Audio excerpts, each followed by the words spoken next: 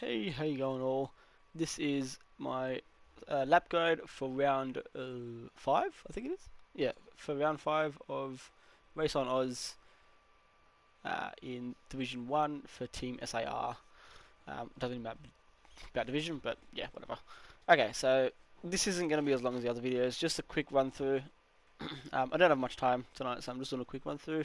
I'll try and be as detailed as I can in terms of each corner and see how we go with that. So coming up to the first corner, there's no real uh, marker to brake on.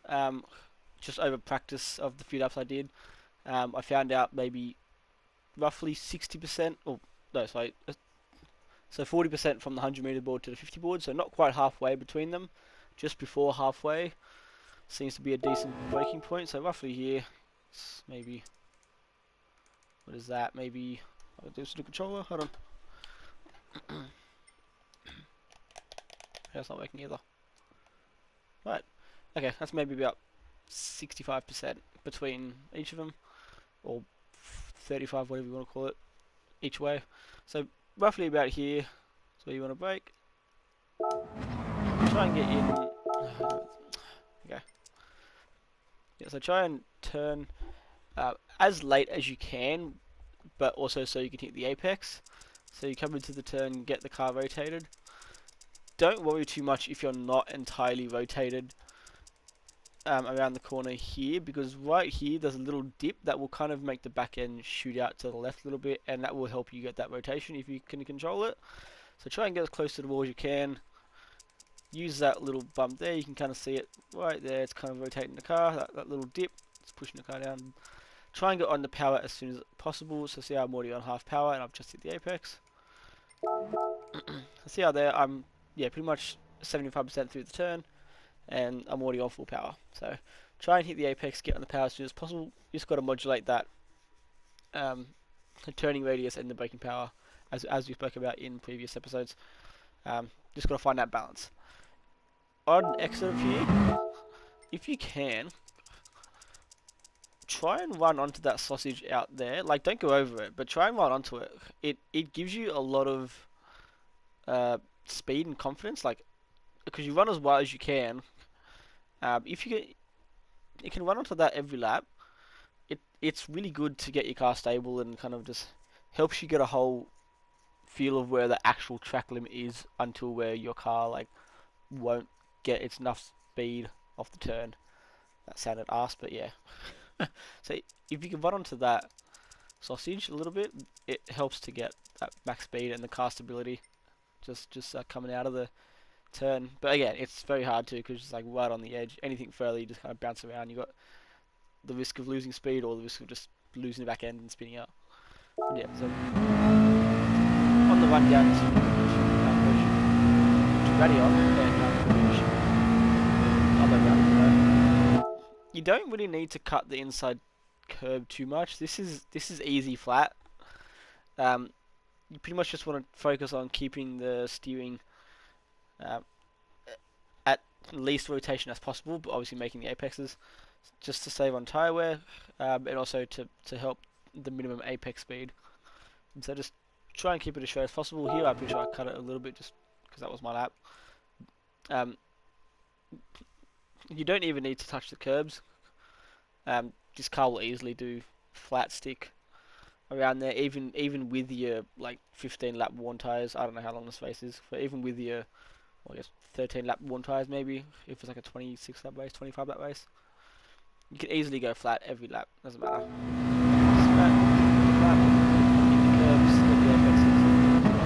Don't need to go out too wide.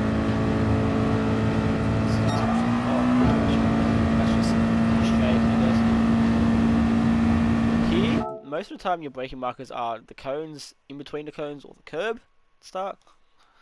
The braking marker will be, for where I found useful, is that little break in the shadow. So not the one at the 100 meter board, but the break in the shadow after the 100 meter board, or after the second red line on the curb.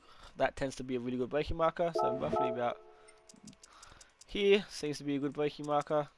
That little break in the shadow. If you want, you can go like do it in it.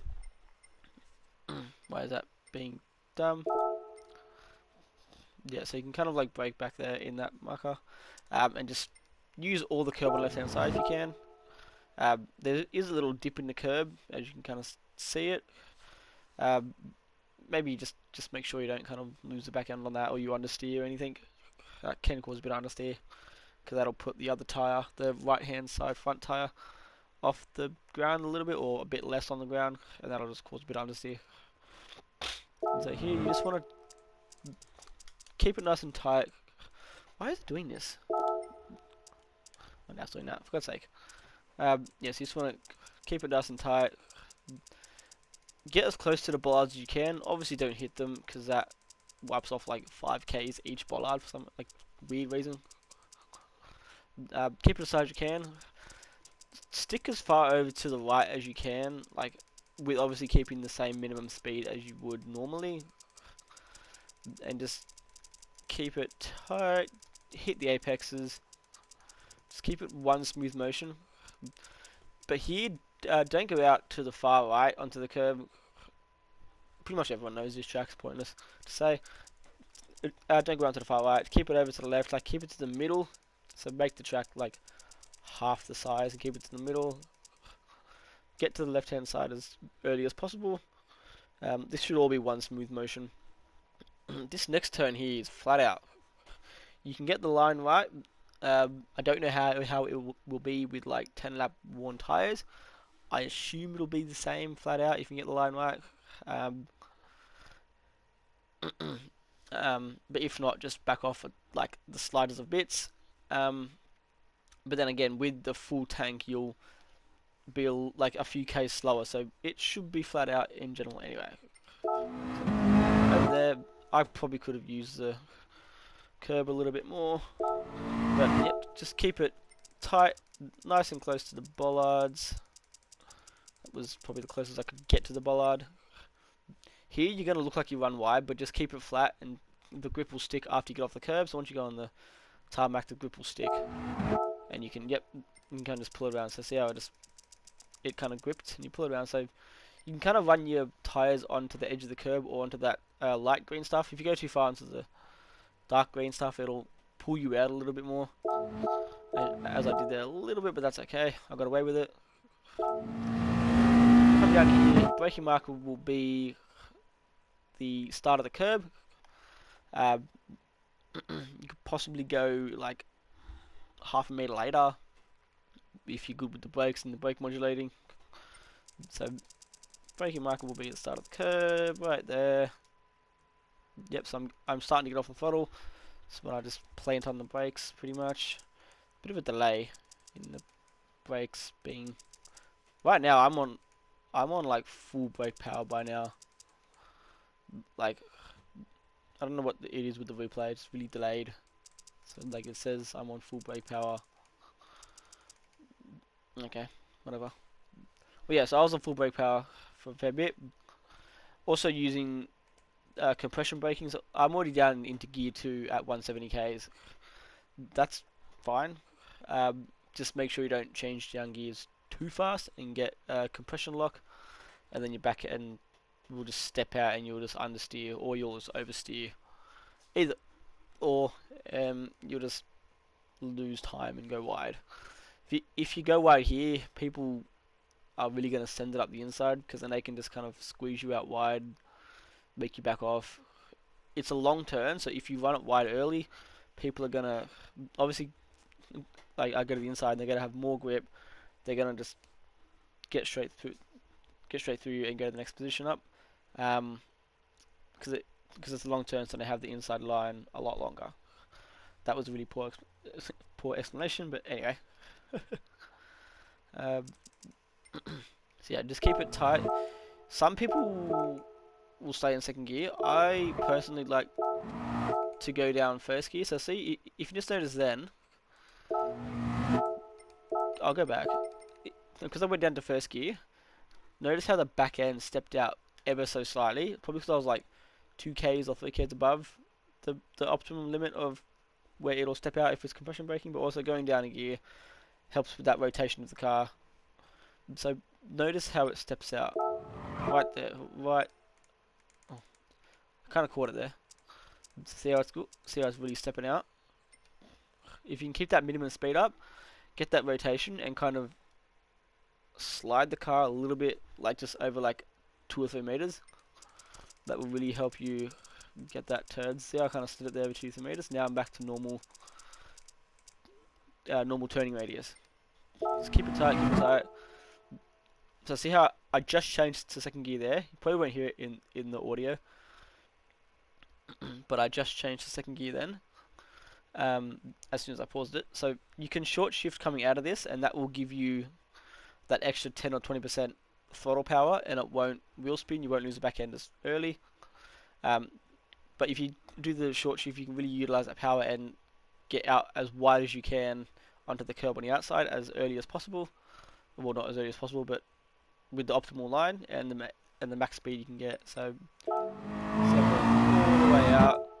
all the way out there. Any further, like don't hit the green stuff here.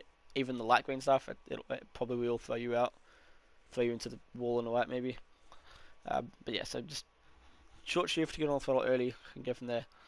Here you want to get all the way to the right, use all the curb you can. Probably can do it a little bit more. But yeah, just make sure you use the curb, because on this track there's a lot of banked curbs. So the banked curbs are going away from the track, if that makes any sense. So the banking that's kind of going away from the track from left to right, or from right to left on the right hand turns. If you turn in on those curbs, that'll help you pull in. Same thing I explained in other videos. I think it'll help you push the car in just because of the gravity and the force of it and the angle. It'll really help you get that car steered in a lot faster while you're still on those curbs, so you can turn in a bit later and still have the same speed or a bit more speed. So yeah, so you want to turn in or kind of get off the throttle here, so that there's no braking needed here at all. Just lift and coast. If you run wide, maybe touch the brakes, but there should be no braking here. It's just shift down to third, and just lift and coast. So you'll notice on here on the throttle control there, I won't have any braking at all. It'll just be lift and coast. So there's no braking there. Try and get as close to those bollards as you can on the inside. Run out wide. Don't hit the green stuff because it's bouncy out there. It'll make you lose speed. And then this is like a short run with a slipstream, so someone can send it up the inside and on here. So if you get a bad run and you go too wide into the next turn, someone's most likely coming off worse and into the wall. So run down here. This is one of the curbs that I was speaking about, how they're kind of banked. So you can kind of see it on an angle. Get out onto the curb, it'll pull your car in. Obviously this is a really fast turn, so you need as much grip as you can, but as much speed. Your turning marker will be that single cone, so just after the black sign on the right hand side, if you don't use cones, just after the black symbol, the black marker, which is just the flag board really. So roughly just about here you can start to turn in, so it's just after it. Even just after the cone seems alright if you can get the speed and the line right. But yeah, use all the curb, get that banking, turn in. Here you don't need to brake either. Just shift down a gear, let it coast, and just try and get the line right. Don't clip the inside curb too much, because that will force your car to go on a bit of an angle and you'll just understeer straight into the curb on the outside. If you hit the green stuff on the outside of this turn in the middle, it's going to pull you out and you're going to be off track by a long way. Do not hit the green stuff on the outside here. Just stick to the curb as far as you can without running into the green stuff, and you'll get a good line. The second half of this turn is easy. You have enough grip to get the line right. Just try and get your angle for your steering lock as least as possible, as early as possible, and go from there. Hit the apexes, but don't hit the curb, because that'll send you off into this green stuff over here on the right. Use all the curb. Hit the apex again. It doesn't even matter if you hit the curb there. It won't send you wide. You have enough grip. hit the curb in there, apex, one up to here. Braking marker again will be the curb. This curb I like to get on the curb before it starts, so not kind of halfway through it and then I get onto it. I like to just throw my car onto it pretty much from the start. So that's your braking marker there, roughly, give or take. So pretty much the 50-meter board.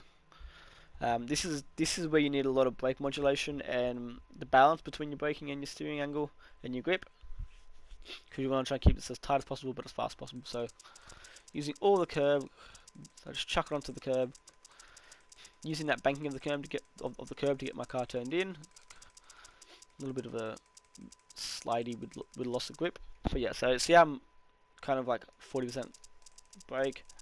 As I go more, I'm getting less brake, but I'm still slowing the car down, still braking. If you can get it, so here, if you can get like a late-ish apex, so if I was out like another 20 centimeters and I came back in, and I use all the curb here, which I'm pretty sure I do. Can't tell.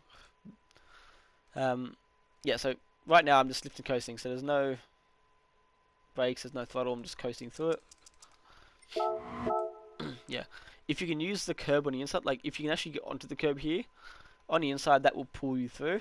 It will pull you a lot easier into the inside, so you can kind of stick as far right as you can. Oops. Yep, so, but obviously don't go like right out to the white line, because then you're just sacrificing a lot, and then this turn you can get like a good run. If you go far right, you can get a good turn for this one, but there's not much advantage because there's not much of a straight after it. So, with this one, make the last bollard your apex kind of preparation. So obviously the apex with the cone there. Make the last bollard, excuse me. Let's make the last bollard the one that you're closest to. You should be far away-ish from the other bollards. Make the last one your final bollard. Then get on the curb. Use that as something to pull you around. See how it's pulling me around? It really gave me that extra rotation that I can just go flat on the throttle for a good 40% of the turn. All the way out there. Again, don't hit the green stuff on the outside, it's very bumpy. And you need to get over to the left as soon as possible. Yeah, so use all the curb and not the green stuff again. Get over to the left here. The braking marker again will be the curb. This is the same turn as 2 turns ago. I like to throw it onto the curb at the start, not kind of go onto it after it, because you need to be on the curb. Or out wide as early as possible, because you need to get that good run through this turn. This turn is also a late apex turn. Don't turn in too early, keep it wide. It's a very late apex because you need as much speed as you can. Because after this, turn, you're flat stick until the last chicane. Even through the next right hander after this one, that's flat stick. So throw. Oh, I probably could have thrown it onto the curb a bit more. But that's what I used to do. That's what I like to do. Get onto the curb. I could have taken that curb a lot more. Have a late apex. Turn it in. Miss the first one, and again make the second bollard your closest bollard. Same with apex in general. Clip the apex. Run out as far as you can. It's okay if you run onto the green stuff here. It's not as bad. Just don't hit the dirt, obviously. It doesn't really upset the car too much if you run onto it here. It just kind of compromises turning if you're still on it when you're turning into the next turn. Also, if you can stay off this curb as well, it is slightly faster. Like, it's not insanely faster, but it is slightly faster. Like 1 or 2 Ks.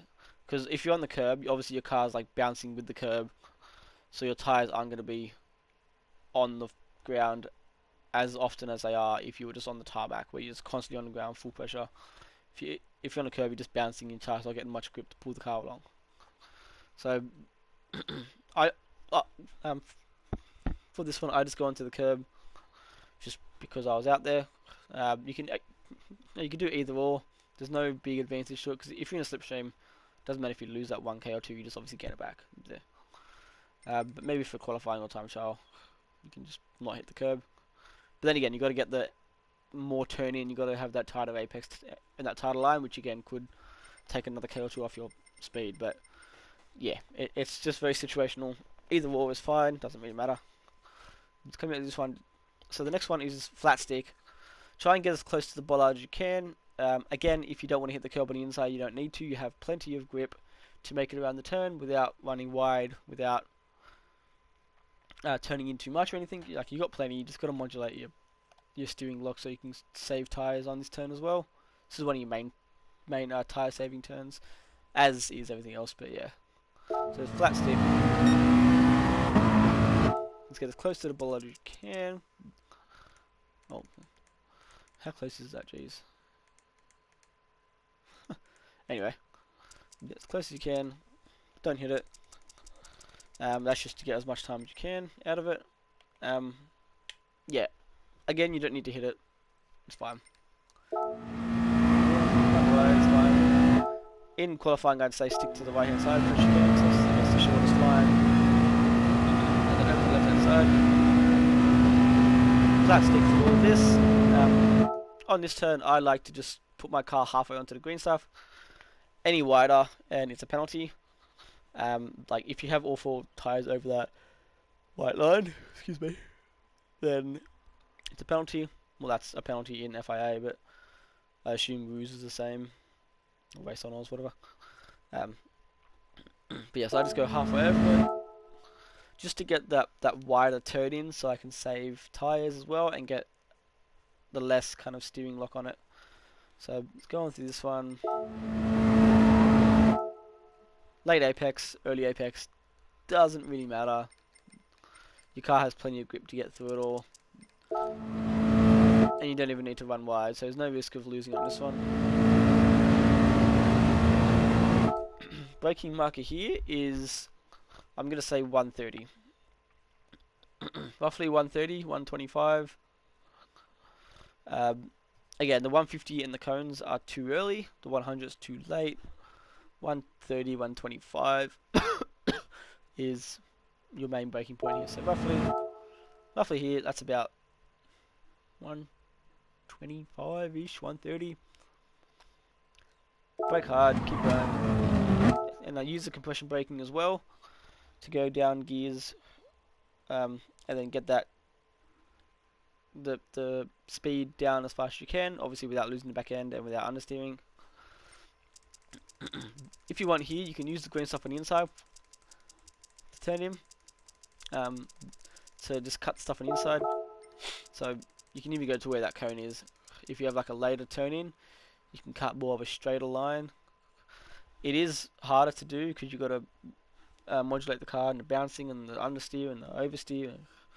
Whatever happens with that curb, I don't know what happens. You just go over it and just fucking chucks the car. But yeah, so you can use that green stuff on the inside if you want to cut it a bit more. After here, you can give a bit of a, like here, you can kind of give it a bit of a rev and just get up to the next apex as fast as possible. Don't floor it, otherwise you're gonna spin out, because as you see, I'm still full lock to the right. So I'll start bringing it back now. So here I can just get on it a fair bit more. So see how I'm full throttle there. Just kind of going full throttle, get more speed in there, and then off the accelerator, and just a bit of brake modulation here. Very little brakes. So there, I'm not doing on brakes.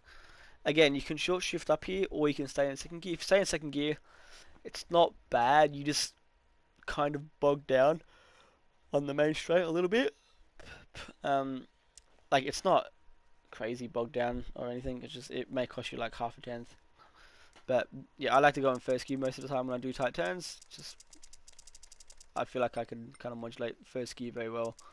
So I stick to first gear, and I do the whole kind of modulating between the speed and grip and the balance a lot. So here you'll see me get onto the throttle a lot more. I'm still in first gear by the time I'm full throttle. Just a matter about getting that speed up and the balance between it, so you can get as much speed, as much torque and acceleration as you can out of this turn. So I'm going to go into second gear when I need to, which is probably now. If I decide to go second gear soon, there we go. Yep, so as you're straightening out, you can go second gear and it kind of helps you with the wheel spin.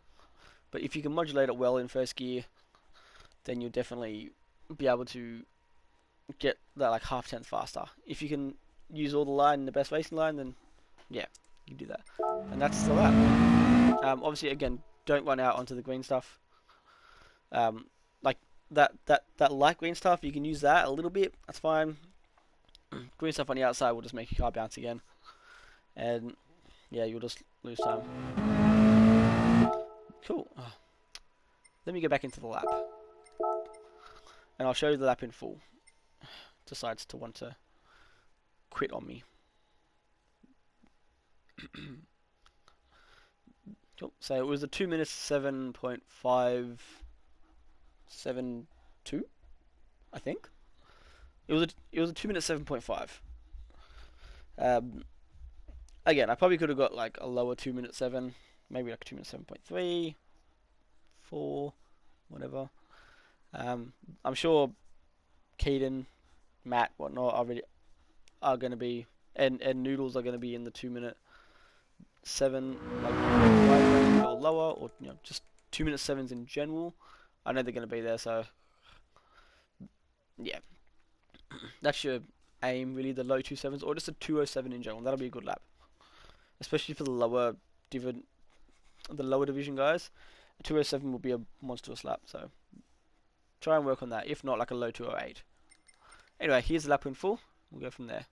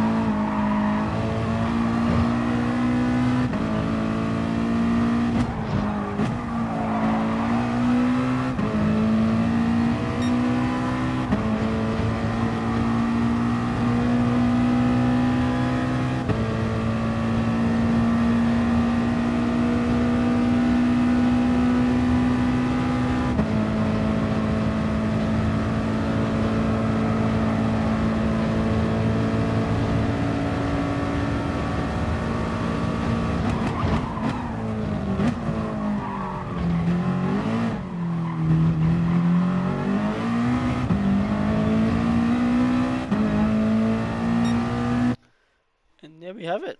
That is the lap of Spa for round 5 of RaceOnOz. 5 or 6? I think it's 5. Anyway, I'll see you guys next time for the next round that I get asked to do. I'm just doing these as requested, so if you want one, let me know for each round and I'll go from there. Anyway guys, thanks for tuning in. I'll catch you later. Bye.